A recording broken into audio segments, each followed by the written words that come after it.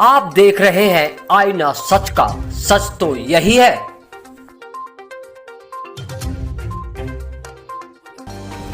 खबर यूपी के जनपद हापुड़ से हम आपको बता रहे हैं। 24 घंटे अखंड हनुमान चालीसा महायज्ञ का आयोजन। आपको बता दें, उत्तर प्रदेश के जनपद हापुड़ की तीर्थनगरी ब्रजघाट में कृष्ण आश्रम में 24 घंटे अखंड हनुमान चालीसा महायज्ञ का आयोजन किया गया।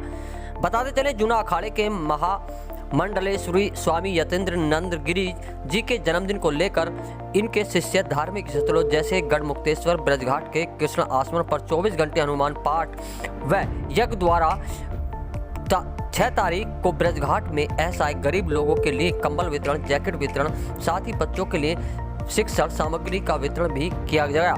आयोजन में पहुंचे राज्य मंत्री सुनील भराला ने अखंड महायज्ञ में आहुति दी। साथ ही ब्रजघाट के आरती स्थल पर पहुंचकर महामंडलेश्वर यतीन्द्र गिरी महाराज व मंत्री सुनील भराला ने मां गंगे की आरती भी की, जिसमें गंगा सभा आरती समिति के पदाधिकारी सहित पुलिस प्रशासन भी मौजूद रहा। Bureau report, Hapur.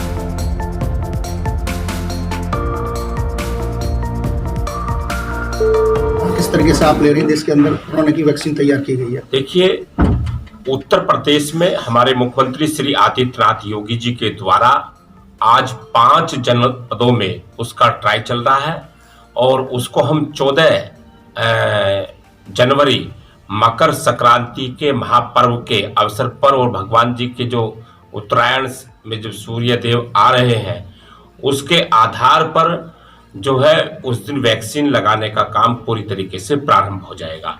और पूरे भारत में हमारे प्रधानमंत्री माननीय नरेंद्र मोदी जी ने उसको पूरे देश के अंदर सभी की व्यवस्था बनाई है और सबसे प्राथमिकता पर सबसे पहले कोरोना वायरस जो है उनके लिए और जो वरिष्ठ नागरिक है और जो अन्य कुछ बीमारी से ग्रसित है उसको वैक्सीन दी जाएगी।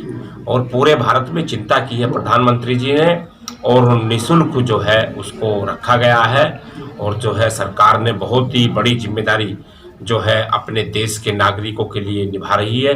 उसके लिए मैं बधाई देता हूं दोनों लोगों को, भारत के प्रधानमंत्री जी को भी और भारत के गृह मंत्री श्री अमित शाह जी को भी और साथ हमारे उत्तर प्रदेश के मुख्यमंत्री श्री आदित्यनाथ योगी जी ने बहुत ही कर्तव्य के साथ उसको अपने पालन को निभा रहे हैं। मंत्री जी, अखिलेश यादव ने इस वैक्सीन को लेकर एक कमेंट किया था कि वैक्सीन भाजपा की वैक्सीन है और हम इसका इस्तेमाल नहीं करेंगे। इस चीज को किस तरीके से लेते हैं आप? इस तरीके से मैं उसको सोचता हूं जी कि अखिलेश जी उत्तर प्रदेश के मुख्यमंत्री रह चुके हैं, लेकिन जो उनके अंदर एक जिम्मेदारी वाली बात हम देखते थे वो गैर जिम्मेदारी की बात उन्होंने ये जो बयान दिया है, जिसको लेकर के उन्होंने कहा कि ये वैक्सीन भाजपा की है, वो पूरी तरीके से अखिलेश यादव जी का गैर जिम्मेदारा बयान है।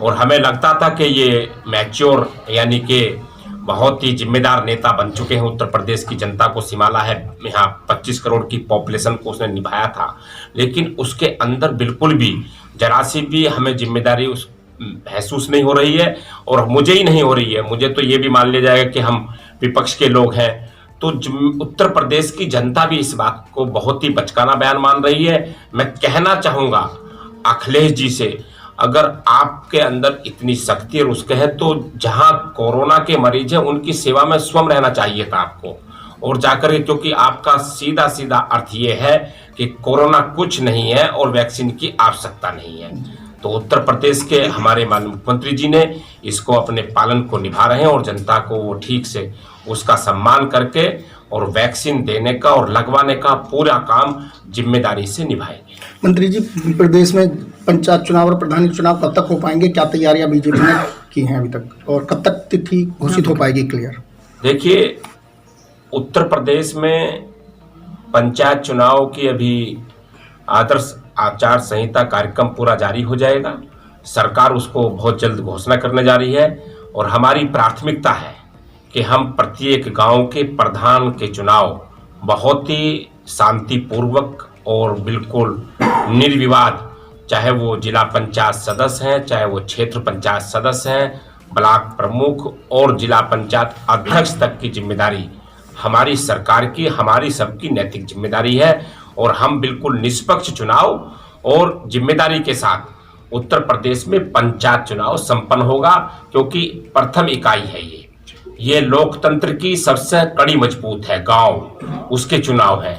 तो मुझे निश्चित रूप से विश्वास है कि हम लोग और हमारे साथ में जो हमारे उत्तर प्रदेश की सम्मानित नागरिक और जनता है, वो भी पंचायत चुनाव को शांतिपूर्वक निभाने का काम करेंगे, मेरा ऐसा विश्वास है। जैसे कि मंत्री जी, आज हवन जो 24 घंटे का हवन किनारे तीर्थों की शोभा, तीर्थों का विकास और तीर्थों की महिमा संतों से होती है। ब्रजघाट में साधु संतों का दर्शन नहीं है, बहुत कम है, और अच्छे साधु बहुत कम है। वास्तव में यहाँ के ब्रजघाट के स्थानीय समाज को इस पर विचार करना चाहिए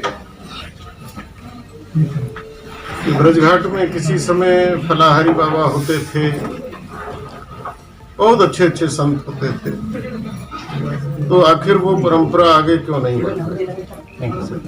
तो कहीं ना कहीं स्थानीय समाज को इस बारे में सोचना चाहिए कि यहाँ अच्छे साधु आकर बसे तो इस तीर्थ का विकास हो। केवल हम सरकार से साधन मांगते रहें और उस आधार पर हम तीर्थ के विकास की कल्पना करें तो मैं समझता हूँ कि तीर्थ का विकास नहीं हो सकता। और एक बात मैं और चाहूँगा, प्रयाग में माघ में कल्पवास होता है, प्रतिवर्ष होता है, एक छोटा कुंभ लगता है। उसी के अनुसार फर्रुखाबाद में पांचाल घाट पर रामनगरिया मेला 1 महीने का माघ में लगता है। यह भी बहुत पौराणिक तीर्थ है और यहाँ भी माघ में जिस प्रकार से माघ मेला कल्पवास होता है, इस क्षेत्र का 1 महीने का यहाँ गढ़गंगा और तिगरी जो क्षेत्र है, यहाँ पर माघ मेला यानी कल्पवास यहाँ पर भी लगने की परंपरा प्रारंभ होनी चाहिए। दोस्तों, अगर आपको हमारा ये वीडियो पसंद आया हो तो इस वीडियो को लाइक करें और हाँ, चैनल को सब्सक्राइब करना ना भूलें।